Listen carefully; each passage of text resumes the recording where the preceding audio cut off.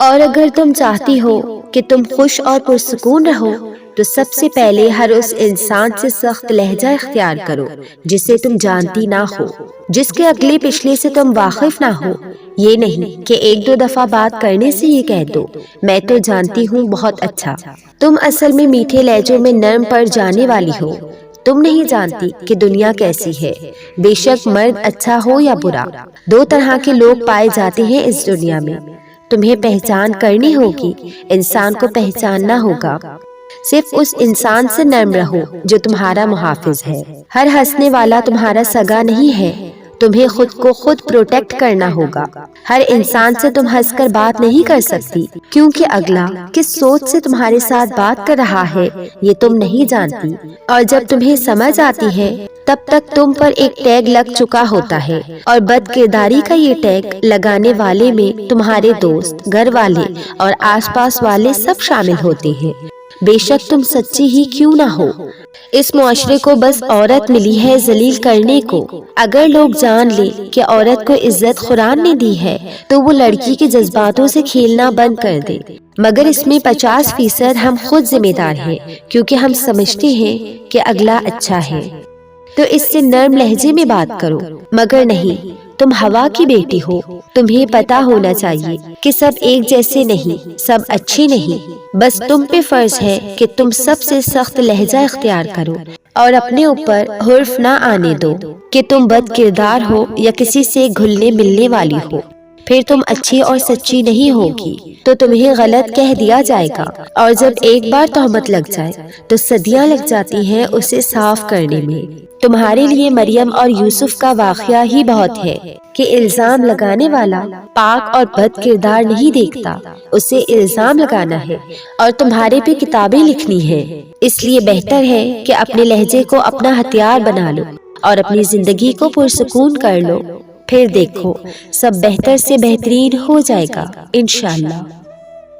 جب احساس ہو جائے کہ جس نامحرم سے آپ کو محبت ہے وہ آپ کا محرم کبھی نہیں بن سکتا تو خدا کی رضا کی خاطر پیچھے ہٹ جانا چاہیے، تاکہ یوم قیامت جب وہ رب ذوالجلال پوچھے کہ اے بندے بتا تو نے میری خاطر اپنی کون سی پسندیدہ شے چھوڑی تو ہمارا دامن خالی نہ ہو۔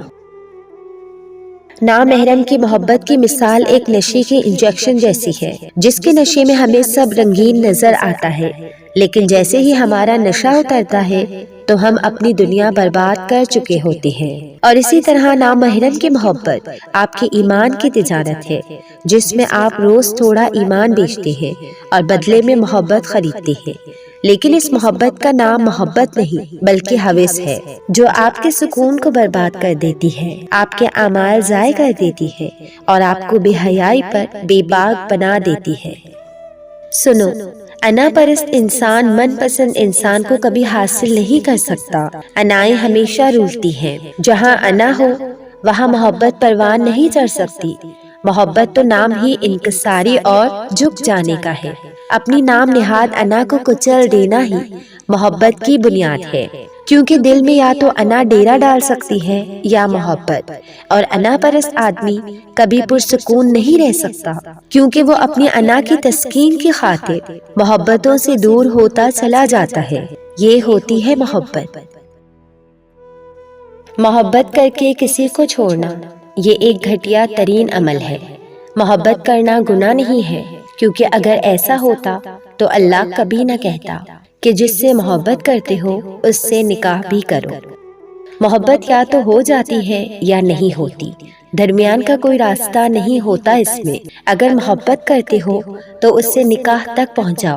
کچھ لوگ اپنی محبتوں کا مان رکھ کے اسے حلال تک لے جاتے ہیں، اور کچھ کمزرف لوگ ذرا سی آزمائش پر اپنی محبت کو بیچ راستے میں لاوارث چھوڑ دیتے ہیں۔ ایسے لوگوں کے لیے محبت حرام ہے۔ جب محبت ہوتی ہے نا تو یہ نہیں کہا جاتا کہ اللہ اگر وہ میرے حق میں بہتر ہے تو مجھے اس سے نواز دے، نہیں، بلکہ کہا جاتا ہے کہ اللہ اگر وہ میرے حق میں بہتر نہیں بھی ہے تو اسے میرے حق میں بہتر لکھ، مجھے وہی چاہیے۔ بس پھر ایسی محبت کرنے والوں کو میں نے نمازوں میں روتے ہوئے بھی دیکھا ہے، اور ایسی محبتیں ہی سچی محبتیں ہوتی ہیں۔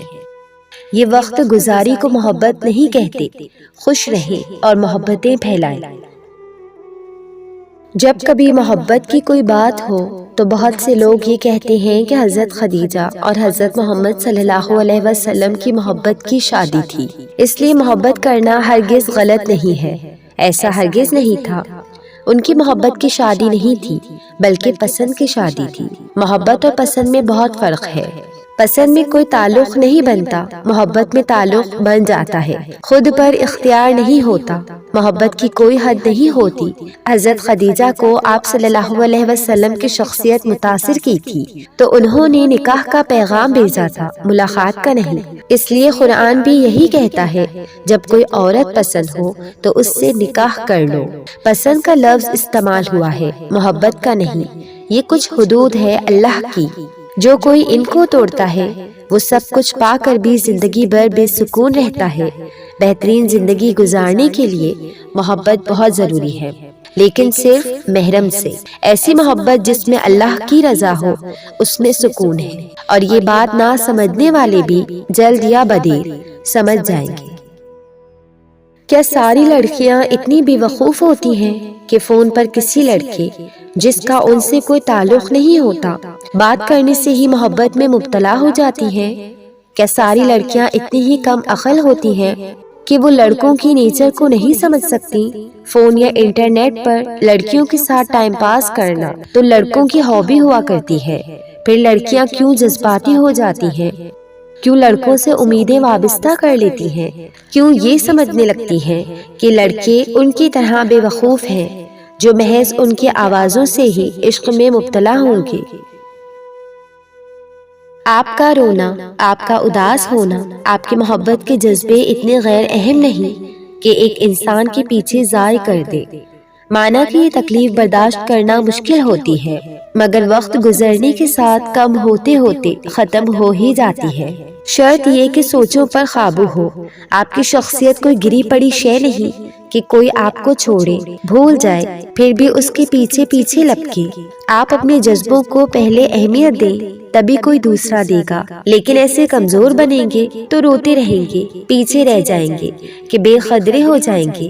اس لیے اٹھیں، مسکرائیں، خود کو بدلنے کی کوشش کریں تاکہ کچھ لوگوں کو پچھتاوے کے مستقل مرض میں مبتلا کر سکے۔ زندگی انمول ہے، اور خاص طور پر آپ اور آپ کی عزت نفس۔ آؤ تمہیں ایک راز کی بات بتاؤں۔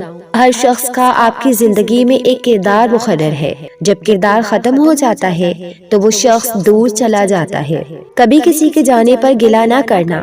وقتی طور پر ملال تو ہوتا ہے، لیکن زندگی کسی کے جانے سے کبھی رکتی نہیں ہے۔ بس یہ سوچ لو کہ لوگ مر بھی تو جاتے ہیں۔